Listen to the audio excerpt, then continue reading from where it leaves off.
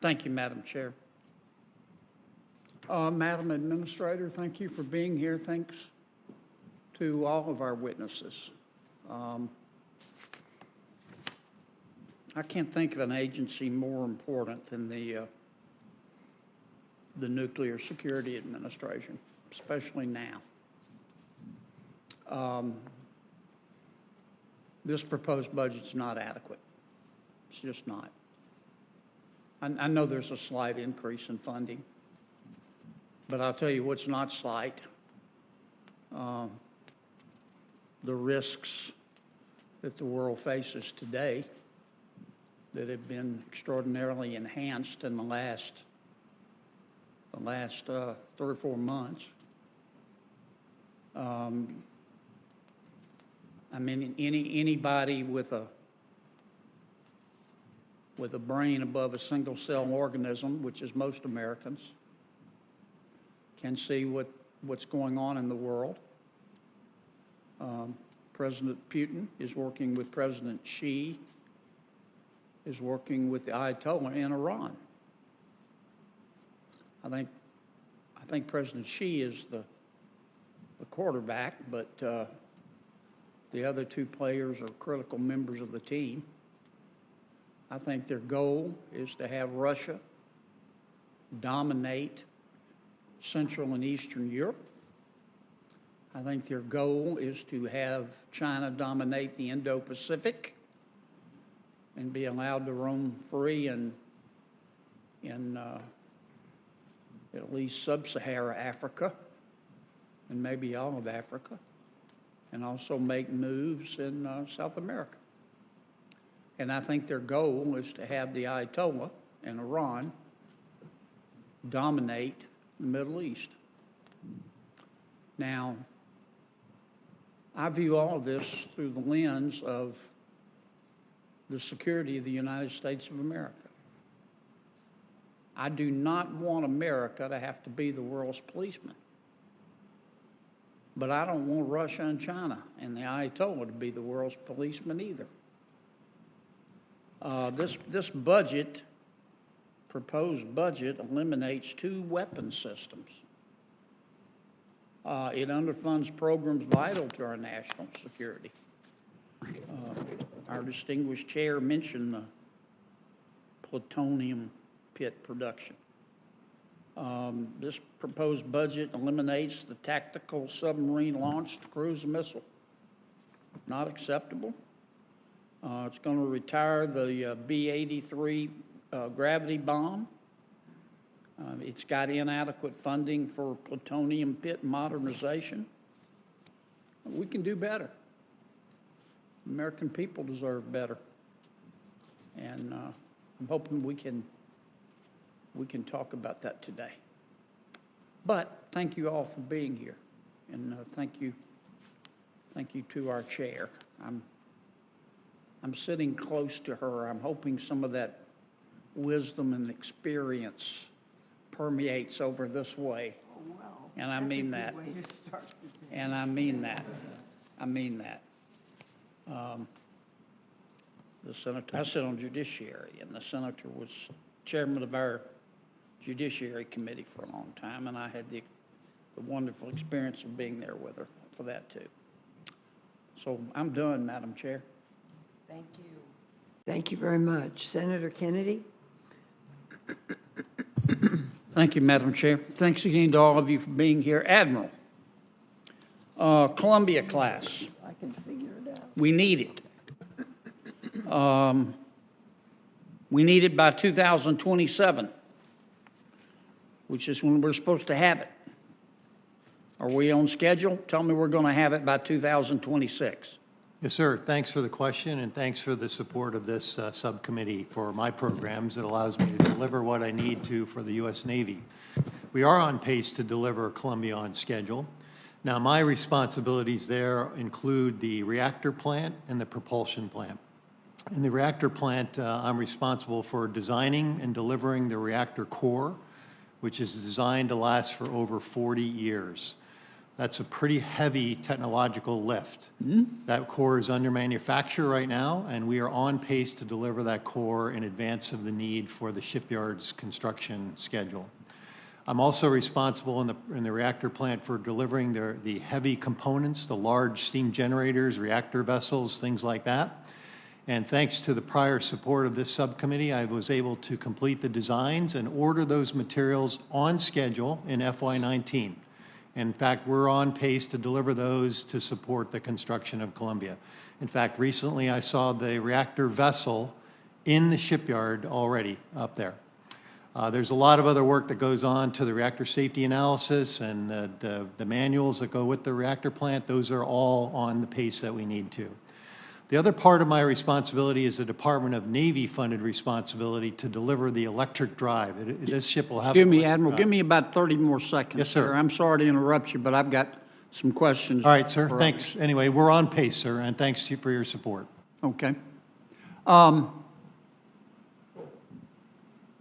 don't know whether to call you Madam Secretary or Madam Administrator. Madam Secretary Administrator, how about that? Tell me why you want to cancel the submarine launch cruise missile.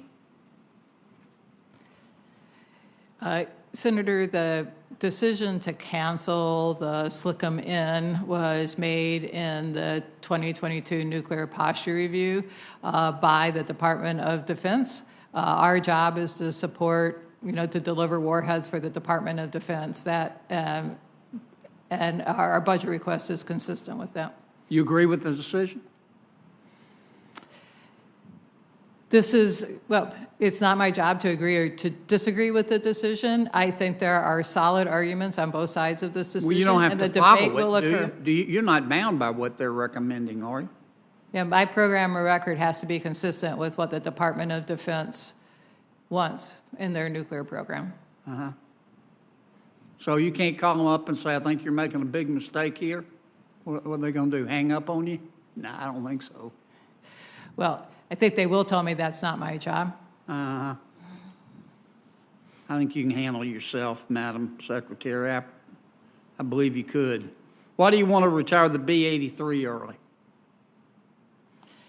Again, a similar answer. That was the decision in the 2022 Nuclear Posture Review. It is a very old weapon, and the decision was made to immediately retire it in the Nuclear Posture Review, and the NNSA intends to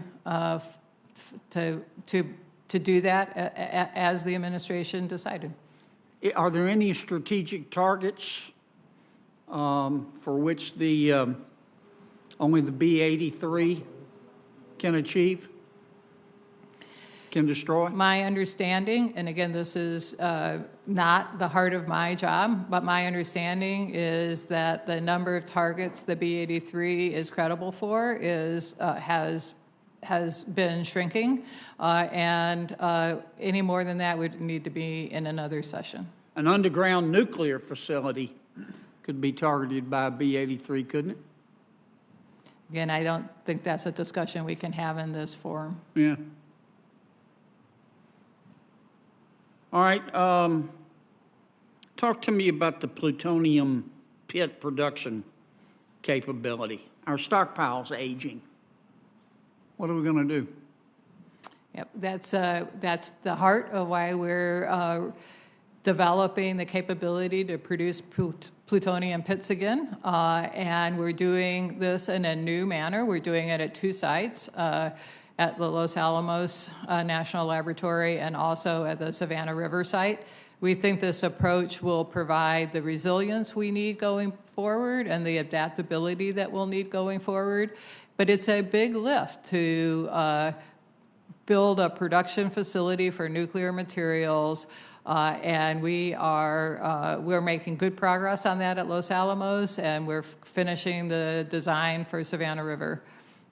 I'm just going to close with this comment. Sometimes people lie, and sometimes they run countries. And I think the Ayatollah in Iran habitually lies. And if you get rid of that B-83 that you want to eliminate, I think you're going to make him smile. And I don't think that's in America's interest. And I really think you need to reconsider. Madam Chair, I'm done. Thank you very much. Would you like to have another round? I would. I just have a couple more All questions, right. Madam Chair, if that's okay. Why don't you go ahead? Okay. Admiral, I had to cut you off for the sake of our time constraints. I want to let you finish, but I do want to ask you one more question about the Columbia-class submarine. Can you just briefly explain the importance of that, particularly in light of our new working relationship with Australia and others? Well, sir, first off, the Columbia-class submarine recapitalizes our Trident ballistic missile submarine force. Today we have 14 of those, and we will recapitalize it with 12 Columbia-class submarines. The fact that I'm building a life of ship corps means that I can do the mission with 12 ships versus 14. Right. That saves the U.S. government $40 billion in total ownership costs. That's huge. But importantly, that is the foundation for our national defense.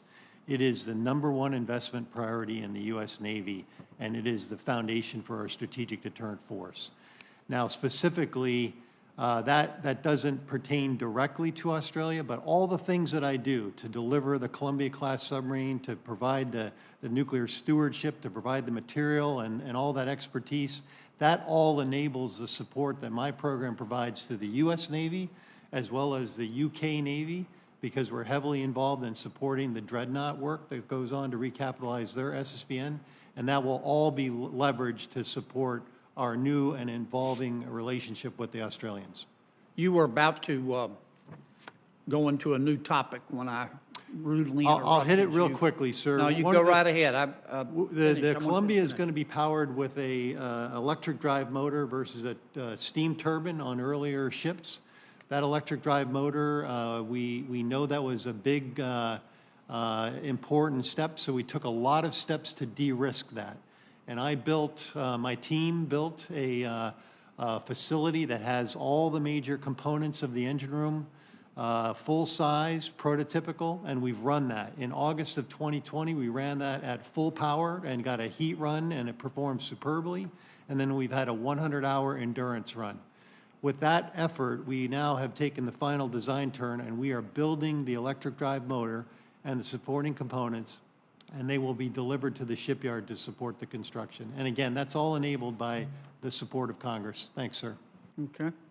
Is there anything else anybody would like to share with us? You've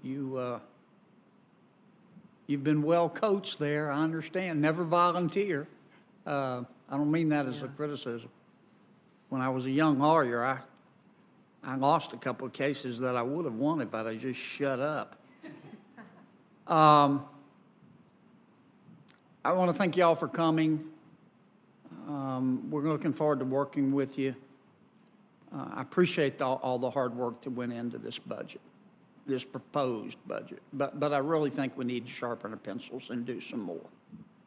And I do have some concerns in light of the changing circumstances in terms of geopolitical risk. Thank you, Madam Chair. I am done. Thank you.